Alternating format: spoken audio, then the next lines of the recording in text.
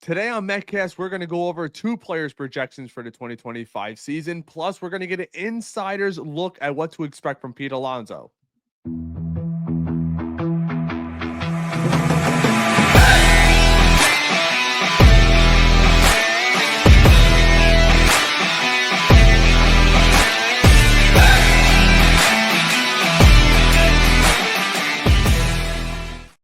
Welcome back to MetCast. Friends, as always, I am Randy. If it's your first time here, hit that like and subscribe button. Turn that notification bell on so you never miss an upload or a live stream, which we're going to be doing frequently. We have several guests scheduled, one on Thursday night, hopefully this week, and several more throughout spring training, including maybe a former Mets manager who we all love. But I will say this, today is an awesome day to be a Mets fan. The hype is in the air. The Super Bowl is behind us. We get guys like Francisco Alvarez dropping quotes. You see the videos of him meeting with Clay Holmes, throwing that bullpen, which I actually think that Clay Holmes has the potential this season to be an all-star for the New York Mets. His projections are pretty high. He's got a hard sinker we all know about, and he was very effective as a reliever for the New York Yankees and at times as a closer, and I think he's going to be very effective in the starting role. But today on MetCast, and we're going to be doing this daily over on X. So if you're not following us, give us a follow over on X, as we are going to be dropping at least one player's projection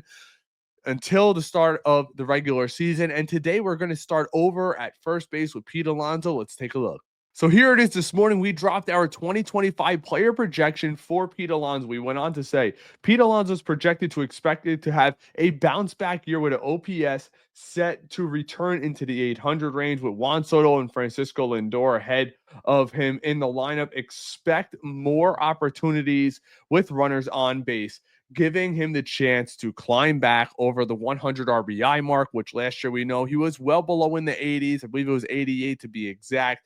Power numbers took a little bit of a dip, but I expect a bounce back year from Pete. And we all know he's going to play the entire season. So we have him at 154 games. The Mets might give him a day off here or there.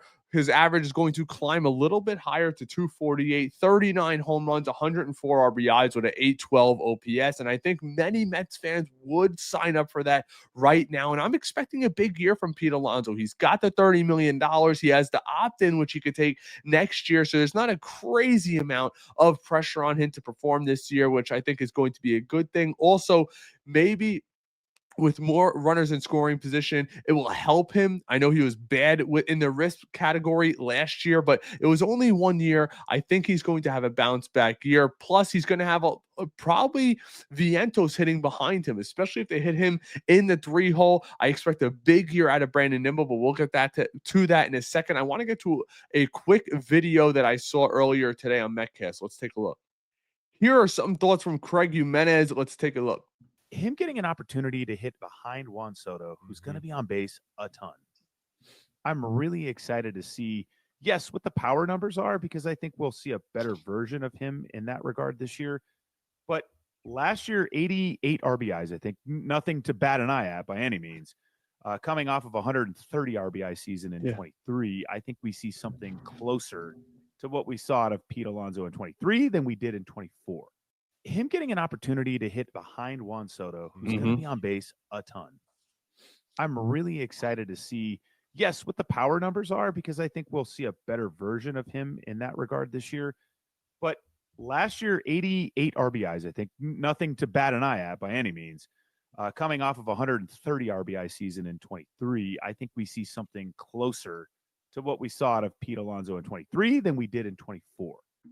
And that's what you have from Chris Jimenez. I could not agree more. It's also, I understand people are saying it's back-to-back down years. Also, we got to look at how the lineup looks. And I also think Alonso was stressing a lot. Think about it. He turned down that 7-year contract offer from the New York Mets, hired Scott Boras, expecting these massive paydays. And I think he put unnecessary pressure on him. But let's not forget what he did in the postseason. That 998 OPS in the postseason. He had a high strikeout rate, but he was hitting nukes. He was playing really well in the postseason. If you actually look, the New York Mets had 3 players on this current roster, including Soto, have over a 900 OPS. And then I believe Lindor was right there at 887. So it was nothing to bat an eye out. But that's what we have for Pete Alonso in regard to the projections. Let me know what you guys think down in the comments. Give me your greatest projection that you could think of, and I'll be sure to get back to as many of you as I can. But let's head over to SNY and what Sal Licata had to say in regard to Brandon Nimmo and the slips projection, which seems to be a little high for me. But if we get what they're projecting, I would run it to the bank. Let's give it a look. With Brandon Nimmo, I alluded to it. No, actually, just flat out said it. I think Nimmo's going to have a big year. Slips has Nimmo 275 batting average, 25 homers, 100 RBI. Now, keep in mind, we don't. I would take that out of Pete Alonso. My gosh, that's well over 800 OPS. In the 5 hole behind Pete Alonso, that would be insane. I don't know where he's going to hit in the order, but I do think Brandon Nimmo's going to have his best career season here. Let's Start hope. to finish of the year, stay healthy, and have the most opportunities that he's ever had to drive in runs. And I don't think it's a stretch. He might even outdo those slips right there. Keith, what do you think of those projections for Nimmo? Sally crushed it. I'm kind of expecting this from Brandon Nimmo this year, especially the RBIs. And you said it. Juan Soto is on the Mets. Juan Soto's going to get on base 300 times this year. Somebody's going to have to drive him in. And now Nimmo, because he's a lefty and the way you conduct the lineup, he's probably going to hit cleanup. I don't know if it's going to be every single night, but if it's not Nimmo, it'll be Vientos or Alonso. I don't want Nimmo hitting cleanup. I think that's undue burden on him. And let's not forget, Nimmo has power, but he's not supposed to be a power guy. He's supposed to be a line drive, gap-to-gap hitter that gets on base, that drives up pitch counts, which you can have in the 5 hole. So in a perfect lineup, you might be looking at Lindor, Soto, Alonso, Vientos, Nimmo. So you're going switch at first. You're going a lefty in the 2 hole, a righty in the 3 hole, a righty in the 4 hole, back to Brandon Nimmo, who's a lefty in the 5 hole. And then you probably got to put in one of those righties because you don't want to have Winker behind him. So maybe Alvarez gets his first crack in the 6th hole, followed by a guy like Jesse Winker, who looks like he's going to be getting a lot of DH at bats this season. That's kind of where I'm looking at. But that's as deep as 1 through 5 as anybody in MLB. I mean, don't forget, and I know it might be because he's on the Mets, but today Francisco Alvarez actually asked about this current Mets lineup, and he said without a doubt he thinks this is the best lineup in baseball. And I'll tell you one thing.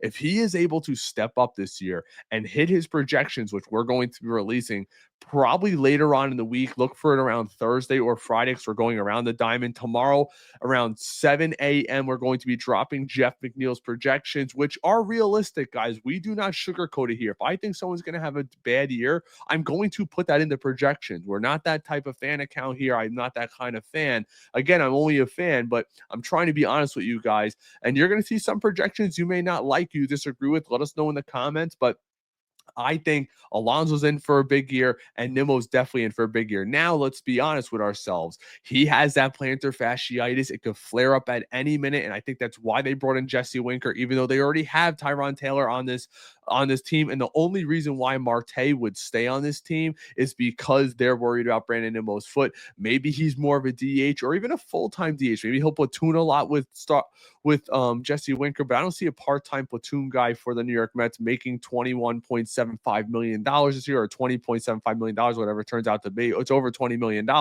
They're going to try to move him either for a reliever or maybe another back-end starter. But if they can't move him, it's not a bad issue to have. But you're going to have 6 outfielders on this roster, probably using the DH with 2 of them. And let's be honest, Marte's speed off the bench might not hurt that much. But Brandon Nimmo's got the foot issue. Maybe they're going to look to sit him a lot, especially the early part of the year, get him off those feet. Maybe you make him more of the DH. You put Marte in left field. I mean, he's a natural center fielder. He could play all over the place, but maybe we're going to see Winker get a lot of time in left field, and Nimmo's going to be the DH. I could see that happening. Behind Soto. And so, Brandon, you turn around, RBIs turn into kind of it's a touchy subject on RBIs, but RBIs aren't a value guy. It's kind of a story of the season. The reason Brandon Nimmo last year had a career high in RBIs is because he was hitting lower in the lineup. And I think this year he'll be able to drive in some of those runs. And that's what we have from Slips in regard to those projections there. I really am excited for Brandon Nimmo this year. Great guy off the field, we all know, and 100% on the field. But I really think he's going to be primed in that 5 hole. Soto changes everything. He's going to be on base almost 50% of the time. Lindor hitting in front of him. Guys, really think about it. We may have a 1 through 5 where everyone's expected to hit 25 home runs. Tell me one guy who's not. Lindor, absolutely. Soto, absolutely. Alonso, absolutely. Vientos, absolutely. And I think Brandon Nimmo absolutely is going to hit 25. You're going to have a 1 through 5 that hits 25 home runs. And that's why I'm so excited about Francisco Alvarez, because I think he's going to take a step back. I was watching his cuts earlier today in the cage. Looks like they shortened up his swing. He may hit 20 plus home runs this year. I think that's very achievable for him, where you'll have a 1 through 6 where everybody's 20 plus home runs, and you compete with the Dodgers for the best lineup in baseball. But let me know what you guys think down in the comments. We've been bringing you daily Mets content, and I appreciate all the support you guys are giving us. Love interacting with you guys down in the comments. Again, if you guys are new here, please give this a like and a subscribe. Turn on that notification so you never miss an upload. We'll probably be bringing you another video tomorrow and a live later on the week. And as Met content continues to come in, we'll be sure to bring it to you. Until next time, take care.